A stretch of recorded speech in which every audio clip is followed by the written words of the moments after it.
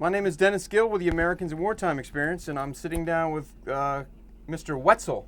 That's me. In Stevens City, Virginia, and today's date is 12 June 2021.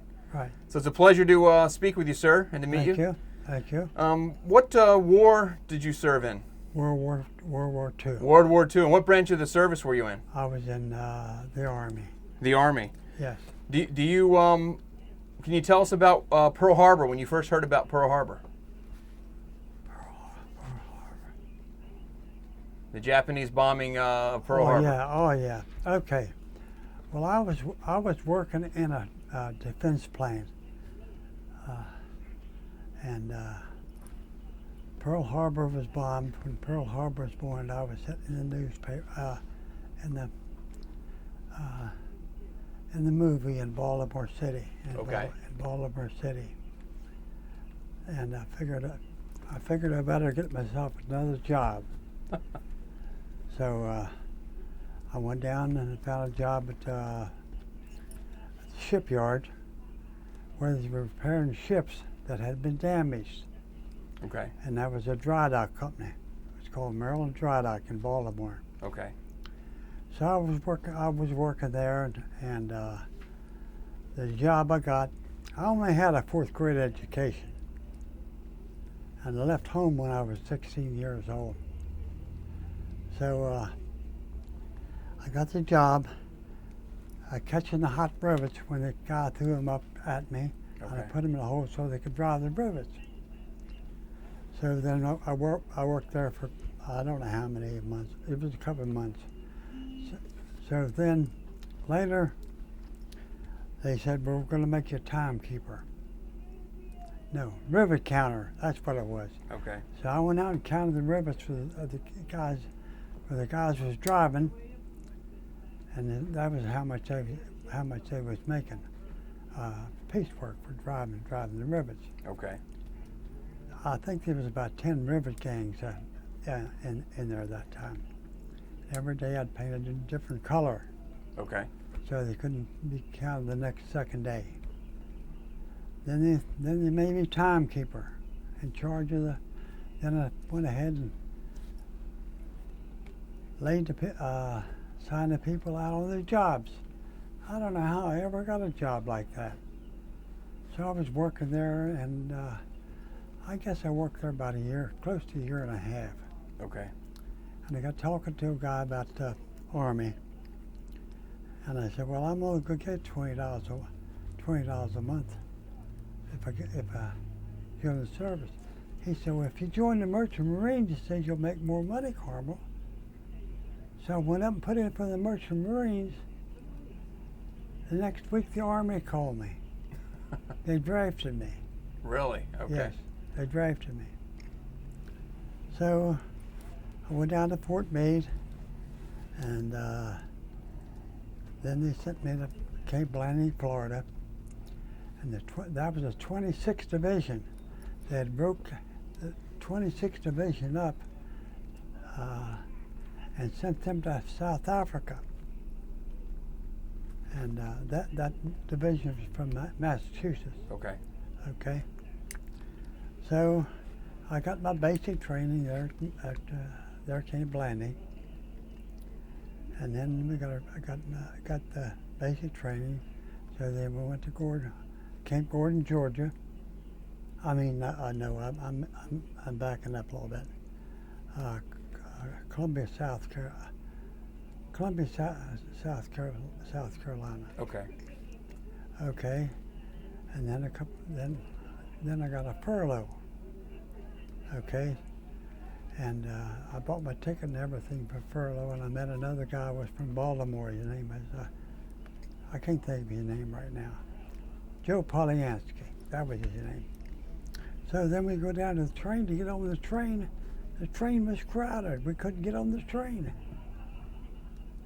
He says, Carmel, let's go up to the air base and maybe we can catch a Piper Cub and fly us in someplace. So we went up. That was the next morning after we went in the car. Right. And there was a Piper Cub leaving the air base there, going to D.C. So we got in the we got in the plane, rode D.C., got out, and went down to the train station. We lived in Baltimore. And here was the people on the train but left the evening before. And we went down and got on the train, and then when we got up there, and then when I went back, I had a car there, 37 Pontiac, so me and Joe Polyansky, we drove the car back. And when we got back to Columbia, South Carolina, then we shipped us to Louisville, Camp Landing, Florida, Camp Campbell, Kentucky. Okay. And so when I got a furlough. I didn't get a furlough, and there were 7 ladies there that was married to the people in my company, and I took my car at that time and took them up there for their wives up the Camp Campbell, Kentucky.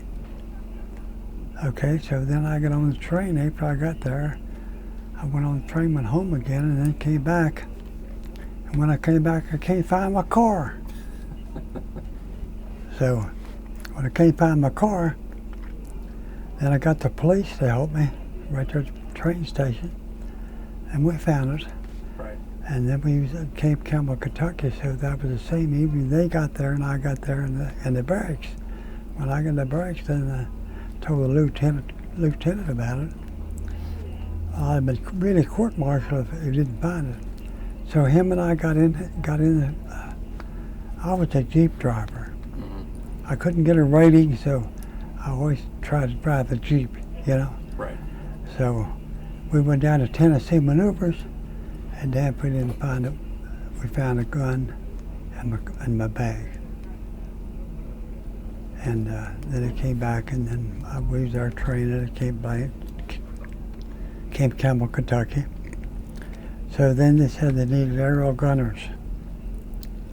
And the guy said to me, and there he says, Carmel, why don't you go down and apply for that? And so I did that and applied for it. And the day that came up, I went there. So the guy's got the Jeep, got a 50 caliber machine gun on the back, right, sitting just like this. Oh, excuse me. You're fine. And so the guy's got the Jeep, he's driving real fast, and go down, and I knocked the balloon down. Make another circle round. Right. I done it again, knocked it down again. Then they found out I was colorblind, and they didn't take me. Really? Yes. Wow. Okay. So then we went to Tennessee Maneuvers, and that was for another month, and it rained and poured rain every day we was there. And we had a big river crossing. A couple of guys got drowned. And then from there, then we came back to Columbia, South Carolina, and we got special training there and all that kind of stuff. And then later on, we took us to Fort Joe, New York. We got on this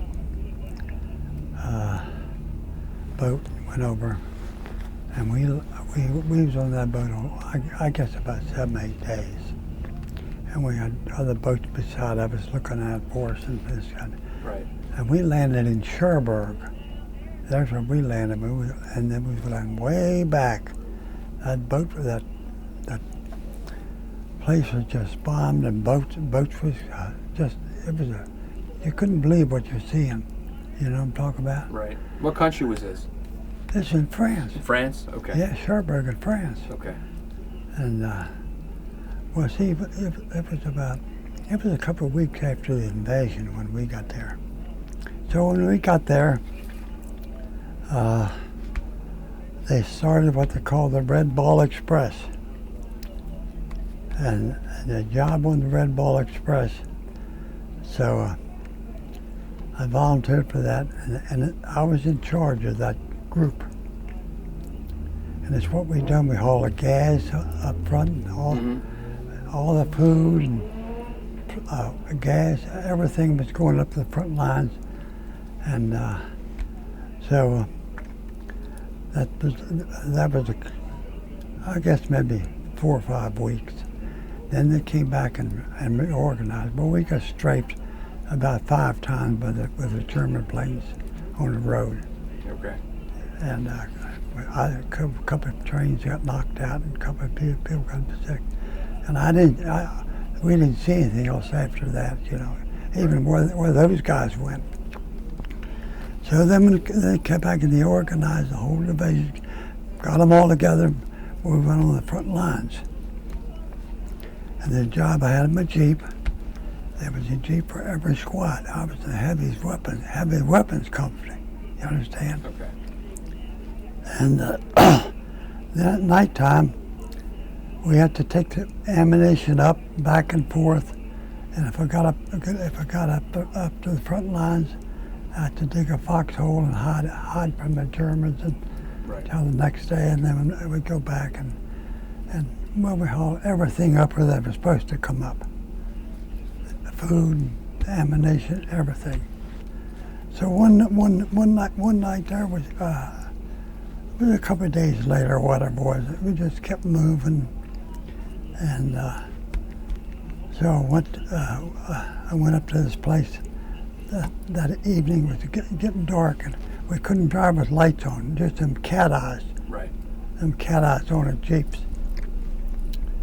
We got this place, and there was a house there, and there was some of our people was in the house. Our soldiers was in the house. I didn't know any of them. So it started to get dark. I said, well, somebody better stand guard. So I said, I'll stand guard. So I had my rifle, and another guy went out the back. I stood right out front where the garage was, and I heard someone holler, "Hey, there's somebody coming!" And that guy started coming right up to me. I pointed my gun and then my shot killed him right there. So the next morning, we rolled him over there and took the stuff out of his pockets where he had in his pockets, and I kept some part of the things. And he had pictures in there where they tied the whole the Russian soldiers on the telephone poles, had them tied on there, part the way up. Yeah. And he had that in his pocket. So then we kept on going back and forth, and there was two of our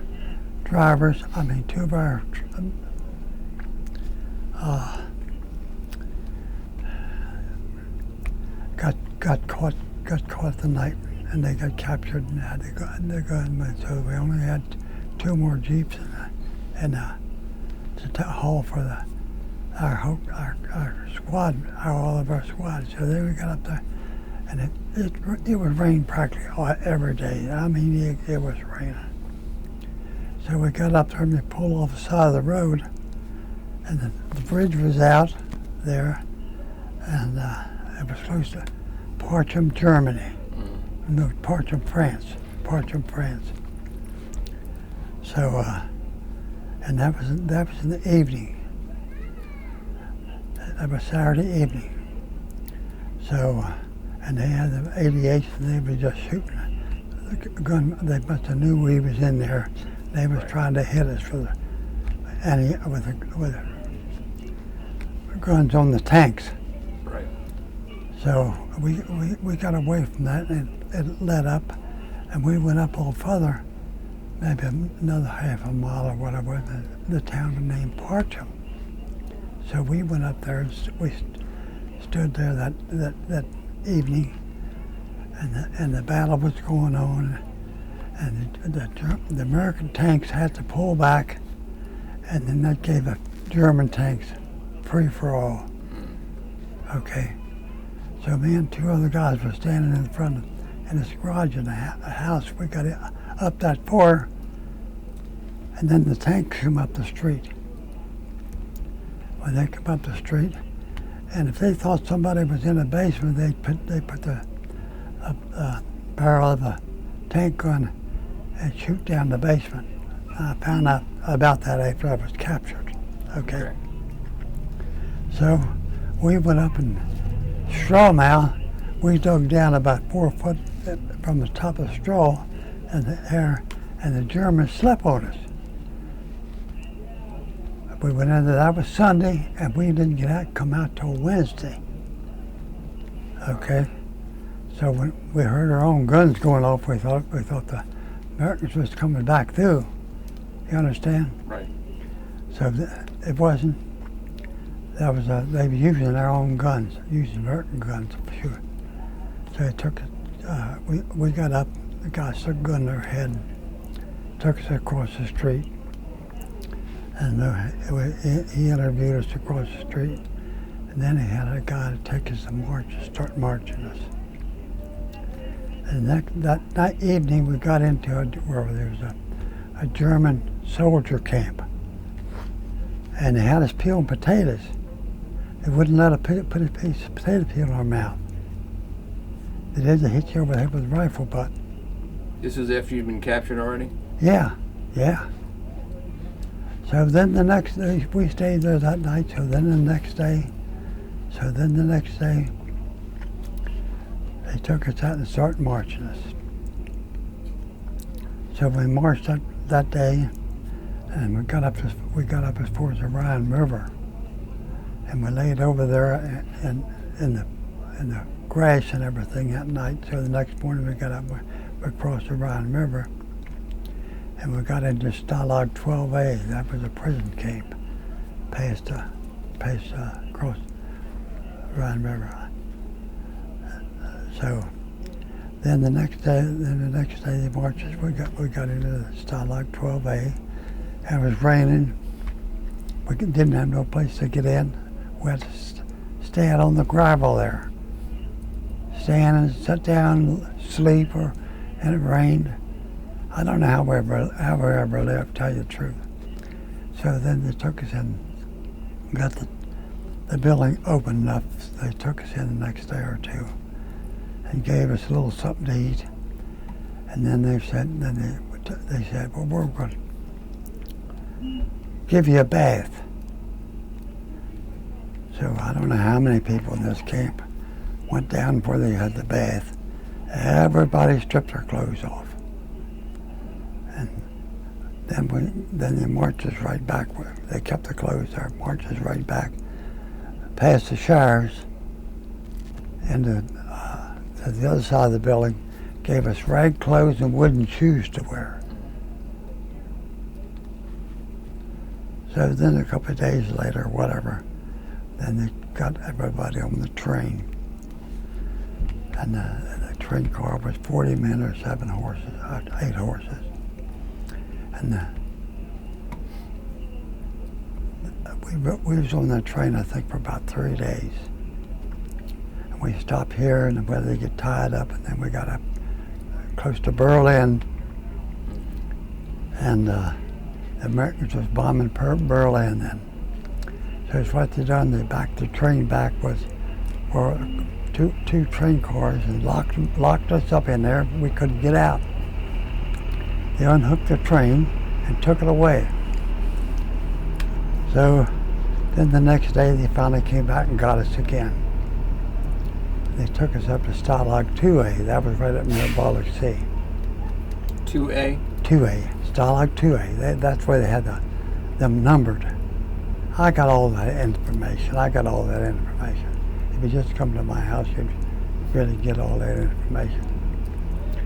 So we was in there a couple of days, and they said, maybe a week, I don't know. Then they said, well, they got 200 out of that camp, and he put us on a small train, took us down into Parcham. That's where the prison camp was. and we had about 300 people in the prison camp there. And our daily ration was a cup of tea in the morning, a cup of rutabaga soup for lunch, and 6 men with 1 loaf of bread. Wow. I don't know how we ever lived, but we did. And then later on, then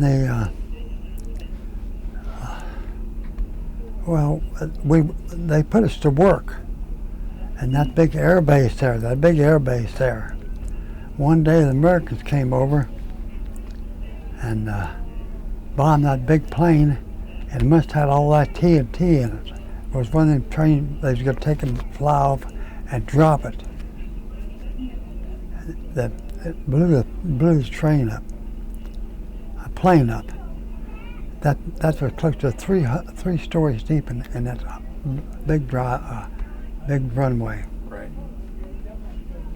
So then we went around and done everything, and then one day this German, my grandmother was German, and she taught me a few things about German I knew before the war. Right. You understand, when I was a kid. So then we all worked there and done this and done that, and Christmas Day we had to work. They took us out to work and everything. So then I got feeling bad about the whole situation. So we had the barracks we was in 6 sections, and I was in section right on this side, right in front of the front door to get out. And when the guy would come in and count us in the morning, then he'd go down the hall and count all of them, and come back up the other side. And so I found out that he didn't lock that door when he came in to count us. Well, nobody was trying to escape or anything at that time. So we finally got a pair of wire cutters someplace. I don't know. Someone got us a pair of wire cutters. And the latrine was out the back. Okay. And the crapper, and then the fence was right behind the crapper. So then we planned the escape. I can't think of their names now. So I got up. He came in that room and counted us, and then I went out and looked. He was in the other door counting. I found out the door was unlocked. I went back and told the guys. So then he went down to another door where the troops was in the other part of the building. Right. We went out the front door. We went out the back, and I checked whether I could pull that toilet and everything up. That was in the latrine, and we had the wire cutters, and I got down later where the crapper was and cut the hole through the fence, and we went out. We went out, and the Germans were doing something on the right side there. I don't know what, and they didn't even take notice of us. And then we walked. That was it, right out of Parcher. We walked. And I guess we was going for about 15 days. And we stole chickens from the farmers, and it was beautiful country, level country there. Right. And everything we could steal, we'd eat, and we eat the bark off of some of the trees and everything. So one day, and we was in this forest, and they had the great big pine trees like this. And we're walking down through the forest that day, and the guy with a gun, they guards in the forest. He captured us there. And I had close to half a chicken in the bag. I had it on my shoulder. So And where the forest stopped, then there was fields, big fields there. And then we turned right and went down, and there was another prison came there. Arab prison came. When we got there, they seen us coming. The guard was bringing us down, and they opened a big wide gate there, let us in.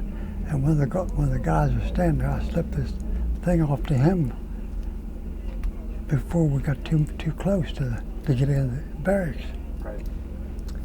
So we went in there, and they after we went in, they got the chicken. They cooked the chicken up for us, and we eat the rest of that chicken. Me and two other guys did. So then the next day, they take us out. They said, you're going back to camp. So we went up to this town. I can't recall exactly where it was. I didn't know the name of it. And you couldn't, they wouldn't let you sit down or nothing in a curve or anything. They made you stand up, and the German people spit on you and all that kind of stuff. So then they finally got us on a train. They took us back to Parcham, and we had trial. And they had a little compound there about like that, and they had a Russian soldier in there. And there wasn't room for all four of us to sit down in the floor at one time. People didn't realize what we went through. And then we didn't give us hardly anything to eat. And that was 30 days we were supposed to be in there. Right. After we had the trial. And so this one day they come up and rapped on the door, and we heard the guns and the planes fly, and you could hear the planes fly. That was about 4 or 5 miles to the camp going in from the camp. So they came up and opened the door, and they said, now we're going to send you back to camp, but don't escape again. And the reason they let us out, they had an American flower laying there on the ground wrapped up in like a piece of blanket or something. And these coins dropped out of his pocket, and I got them coins. Really? Yes, I still got them. And they was from British England, okay? So they took us back to camp, and then we found out, after we got back to camp, the day before we escaped, there was a guy escaped from the work set where they were working, and they captured him that night, the same night that we escaped, and they found out that there was 3 guys missing, so they found out who it was, and they went and got him and brought it out. They shot him right in the head in front of the rest of them. Wow. Well, I guess it was my fault because you got shot and killed. Because we escaped. And then we worked and stayed there, and it was getting just a little bit warmer. This was 1945. This was 1945. Right. So one day, and a couple of guys we went to Parcham to pick up a little bit of food. The food we got, they had a place in Parcham. And then we did, we was getting then little Red Cross parcels, but they'd break them up and only give you this or give you that. Okay. So then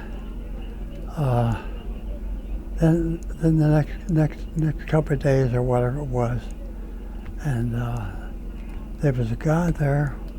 There was a guy there who was writing a story, everything that we've done, and it's called a diary. Okay. So we stayed there, and then one day they said, well, we're going to get you up at 2 o'clock in the morning, take you up, put you on the train. So they took us up, put us on a train, a flatbed train. Okay. Okay, that I don't know how many it was, and they bombed the railroad down there, and they wanted some people to go in to help to work on the railroad. So we went down there, and as soon as we got there, it started breaking daylight, so the engine left to sit there. The car sat there. Right. So we worked that day, and we got in that night. And so when it got dark, we got back on the train, get our car, engine came, hooked up to the car, and we was going away, and it was a plane flew over top of us here, so he must have recognized, or whatever it was, these 3 flat cars had people on it, so he didn't do anything.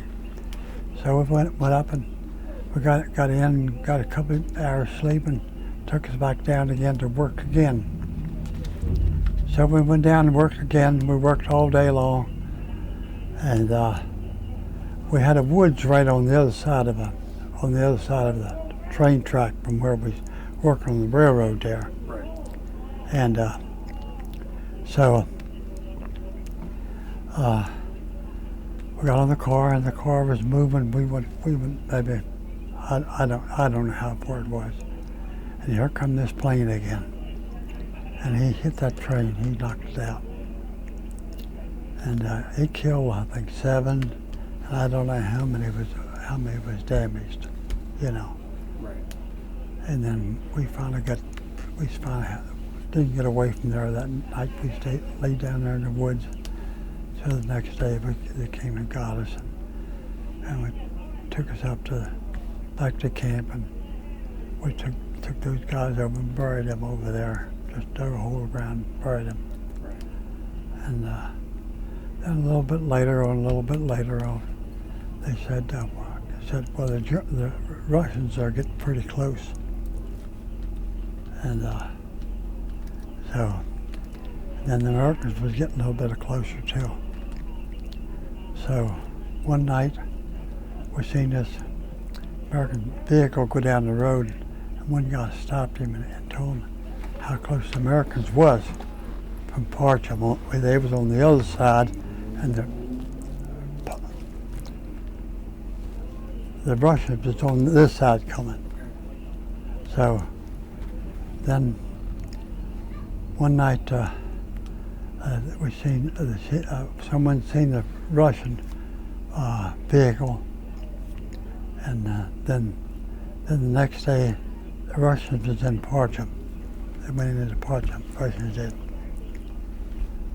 So then the next day or two, that's about the next day, we said, well, we got to try to find American lines. So 2 of the guys, they got ready, they started walking. And well, anyway, the night before after then they took us back, well, they took us out, and we laid all them bombs on the sides of the runway.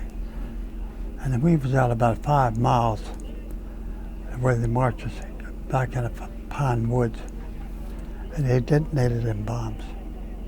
Wow. So the barracks wasn't hardly even there. So the guard told us, well, after the bombs went off, we think you all should go back to your barracks and close the gate and lock it. Put the lockers there. So we did. We marched back that night. We got in the camp, and so then a couple more days went past. The guys got down, and they had a hard time getting through the Russian lines to get to the American lines.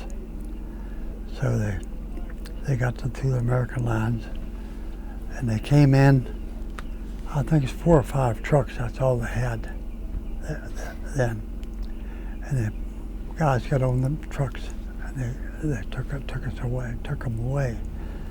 So I was in the last group. The truck came back the next day again, and took us in this town and the guards, mountain guards, would rap on the doors and chase the men out of the house. Was in there, and then that was the first time I really got something good to eat. The lady cooked a big bowl of mashed potatoes. There was 5 or 6 of us. We got to eat that bowl of potatoes with a spoon. Wow. Stand and eat them with a spoon. So then the next day, we didn't have no clothes, just the rag clothes and everything yet. So they took us down to the air base. Come back and got us the next day in the trucks. Took us down to the air base, and there's where we got uniforms and got something to eat. And I didn't get a chance to pick anything up and bring home. I didn't have nothing. Right. So then the next day, the planes came in and took us down into France.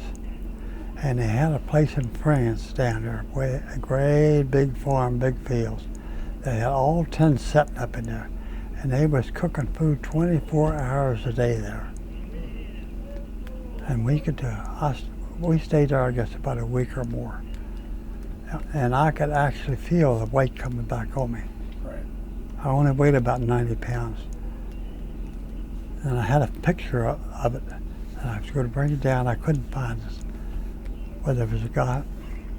Anyway, so then the next couple of days, they came again and picked us up and took us all the way down to the Beachhead. And had barracks there at the Beachhead. I don't know exactly where it was, but we couldn't. And they gave us $20 to spend. Everybody got $20. And we was there, I guess, about 2 or 3 weeks in the barracks. And we got something to eat. And you had to go over the mountain down where the river, where the ocean was, Right. you know. So me and 2 other guys walked up there one day and went down. We got a little something to eat, spent a little of the money we had, and then we walked back. And then later on, they put us on the boat to come home. We was on that boat 15 days, and that's what it was. He was a freighter, and he had built the bunks up in holes. You know where the holes was, like in the boat, and we got to New York. Well, I didn't tell you, but I got married on my first furlough. You got married? Yeah, I got married on my first furlough, and so when we got back there, we went into New York, and then they took me back. Whoever was from Baltimore took us into Fort Meade, and then I got a chance to call her and tell her that I was in Fort Meade, and so and I told her, I said, I think I'll be at the B&O Railroad Station where they're going to bring me back to the railroad station. So that was in Baltimore on Preston Street, and she was there waiting for me when I got there. So then I went up, and she was living with her mother and father, and her father was he was in World War I, as her father was. And then I had a brother-in-law. He had broke out or something, and they shipped him to Italy. And he hadn't got out. He hadn't got there yet when I got back. And he was married to my wife first. My first wife's name was Mary Jo, and Lily was her older sister, and he was married to her older sister. Okay. So we was there, and then I got 60 days leave before I had to go. So we was there a little while, and I was looking to try to find out what to do. I didn't know exactly where I was going to go or what I was going to do. And well, anyway, he finally got out, he finally got home. My brother-in-law I'm talking about, Right. the big guy. And he was a drunk too. And him and Pap got drinking. They got drunk in the house there that night. And so he called me a little hillbilly son of a bitch in there.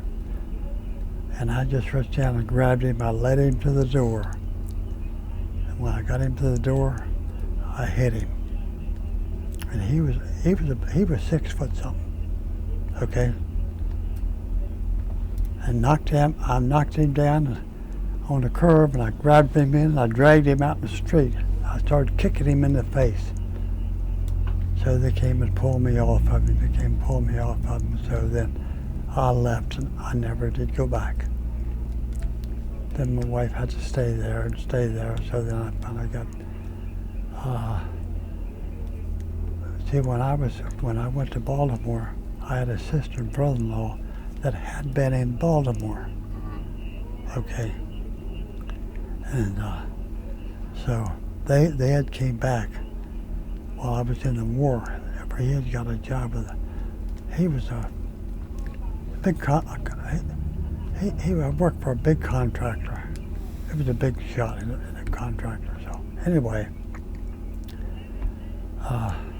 I stayed there, and she stayed up there until I found a place that I bought a house. And so I bought a house, and then after I bought the house, they wanted me to buy the house where they lived in. Right. I didn't want that house. And so then they had to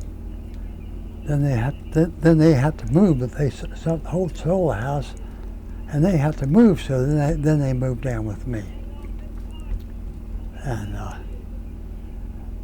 it's just a lot of other things. I don't know whether I should tell you this story or not. Pap's brother he worked for the government in D.C. So he would come over every like Saturday or something, and we'd play pinochle or whatever, you know. And so, and he had a son that he was in the chain gang in Virginia, up in Virginia. That's how they done people them days. You understand? Right. So one day he came over,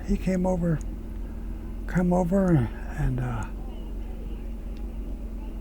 Pap, I didn't have a place for him to stay. So he said, well, he was from over north of Washington, where he was living. I can't think of the name of the town right now. So he came over, and I let him. He didn't have no clothes to wear, so I gave him my uniforms. He wore my uniform, had my eyes and hair jacket on. I let him wear. Didn't have no clothes to wear, Right. so I got 2 jobs. He worked one day and one day shift and a night shift. So he done that for 2 weeks, and he slept in my basement. Right. Okay. And my mother-in-law, Joe's mother, had got some stuff from New York. She was well, that was years ago, and he had a hatchet, and they gave it to me, and I was starting to pick up tools. And at that time, then I was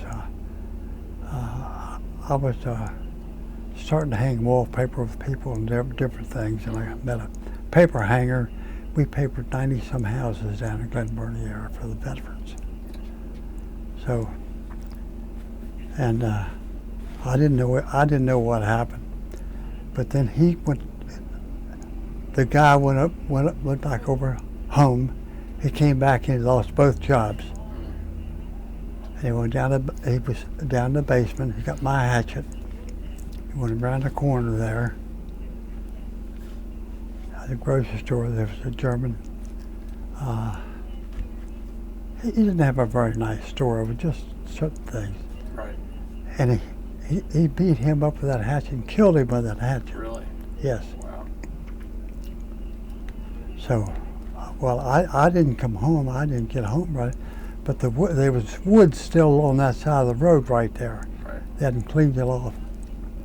So I finally got home, and then the Lieutenant Boyle was there, the lieutenant for the Baltimore Police Department. He said he was talking to me, and Paps was sitting there on the porch. Had a porch on the front, nice porch on the front of them houses.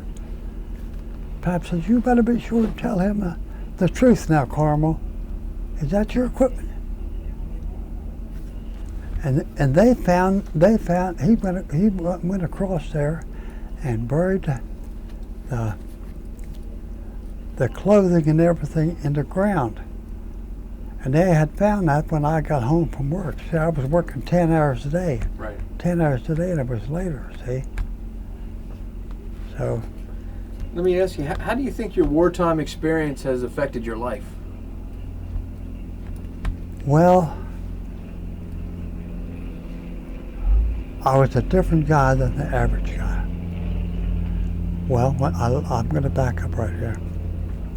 I was working for Amic Oil Company when I came home. I went down to unemployment and got a job. Unemployment, and they said Amic Oil Company needs heating oil drivers. So I went up there, took the examination, I started driving a truck, serving. We had about 30-some thousand heating oil accounts in Baltimore. So I worked there and drove the truck.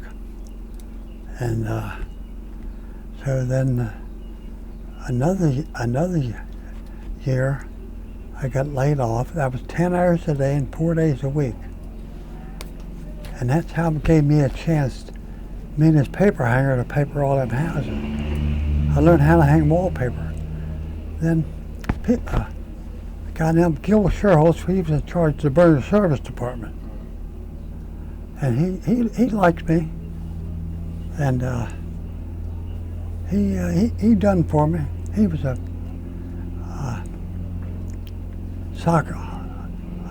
big soccer player. He was a nice guy. Right. So anyway, I done that. So then eventually, and I was working 4 days, 2 days, and then I was hanging wallpaper, and I got that little bit of the carpenter trade and done this and that painting. And I met a painter. His name was Pat Boone, but he was a drunk, and he learned me a lot how to paint. And we went out in the Forest Park where the Jews lived. That's where he was doing a lot of painting, and I went out to painted with him on my days off, different things. So then, later, after I was in with all of that, well, I joined a shrine. I've been a shriner now for 71 years, okay? And that was the best thing I'd done. I met the right kind of people. Right. Would do things for me, and I would help them. And my lawyers, I had 2 lawyers was Shriners. And then I had another guy there. Harry McGurk was his name. He was retired. He used to be in the government. I can't think right now what position he was, but he had took retirement. Right. And then he started when I went. Then we had a party out to Fort Meade and had a big dinner there. And there was a guy named Joe Blobs. He was from Germany, and he was there. And someone told him about me hanging paper and all that kind of stuff. So he says, he came up to me and says, "Carmel, I want to introduce you. I want to introduce myself to you." And he had two guys was cabinet makers. Okay? So he says, "I'm going to introduce you to that cabinet maker. His name is Reis." That was one of the guys he brought over from Germany. And I went down and started to work with him. And I worked with him for 2 years for nothing on my days off when I was available, Sundays and everything. Right. So I learned how to cabinet work. Then I had a bank barn on the back of my house. I had 3 acres of ground there, and I converted the car to a cabinet shop. And I built myself a kitchen. And before I left, that was the end of 2 years, and I put a brand new kitchen and everything in the house. And that's the work I kept on doing. And when my son got old enough, then my son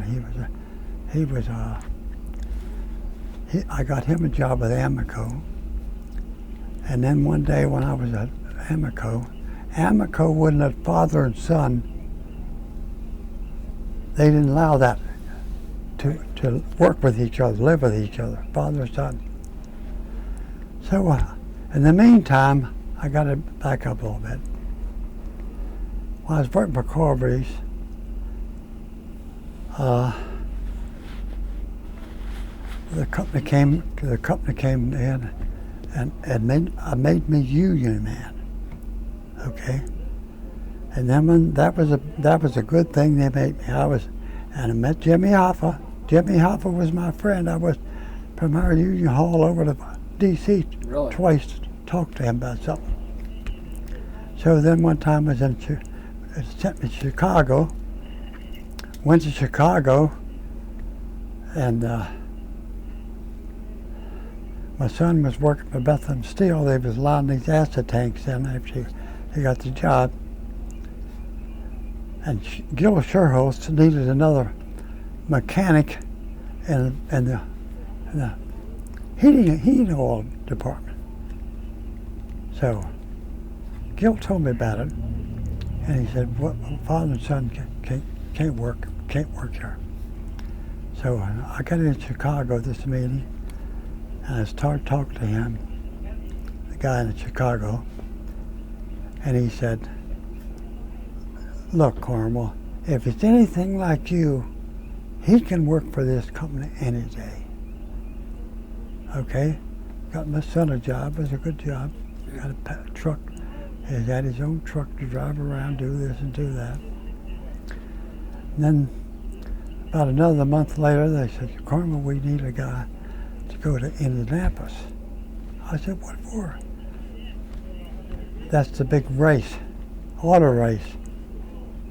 They went and mixed the fuel for the race, Indianapolis." So I went up there, and the company paid me for all the time that I put in now.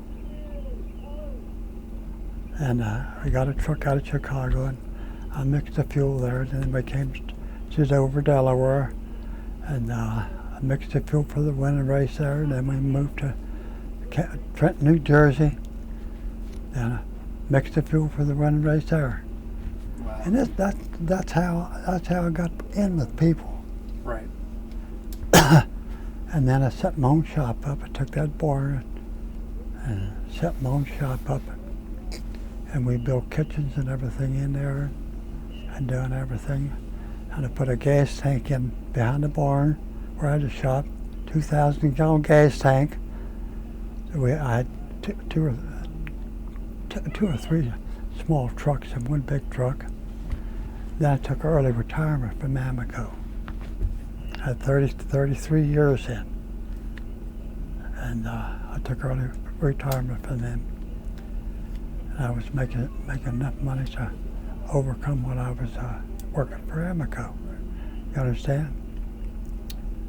So then one day was at a trial. We had the trial for that guy I told you that killed that guy. And I met the FBI guy, and he got talking to me down there. He said, "Well, Carmel, one of these days, I'm gonna come out and see you."